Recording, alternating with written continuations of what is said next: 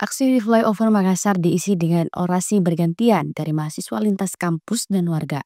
Kamis 4 September 2025. Aliansi yang terdiri dari mahasiswa Unhas, Unismu, Forum Mahasiswa Nasional, hingga warga Barabaraya, juga beberapa aliansi lainnya, menyepakati satu tagline, lawan militerisme, bangun kuasa rakyat. Muhammad Hisfari, mahasiswa Fakultas Ilmu Budaya Unhas yang turut berorasi, menyebut aksi hari ini adalah bentuk solidaritas lintas organisasi dan komunitas.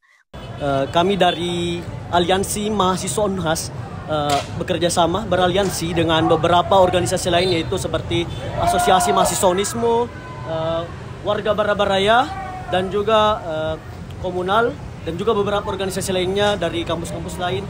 Kami setelah rapat konsolidasi pada hari Selasa, pada tanggal 2, kami memutuskan untuk membawakan grand isu pada hari ini, yaitu bangun kuasa rakyat dan perlemah militer.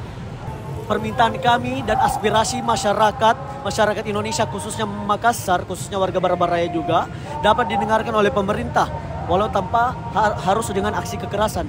Karena seperti yang kita ketahui sendiri, bahwa jarang sekali ada aksi yang dilakukan itu tanpa kekerasan dan mau didengarkan oleh pemerintah. Kebanyakan aksi-aksi seperti hanya orasi, menyampaikan pendapat dan sebagainya, itu hanya didengarkan dan tidak ditindaklanjuti lebih lanjut. Melalui rapat konsolidasi sebelumnya, massa menyepakati 6 tuntutan. Tuntutan itu yakni mengembalikan militer ke barak, memperlemah dominasi militer, dan mengembalikan kedaulatan rakyat.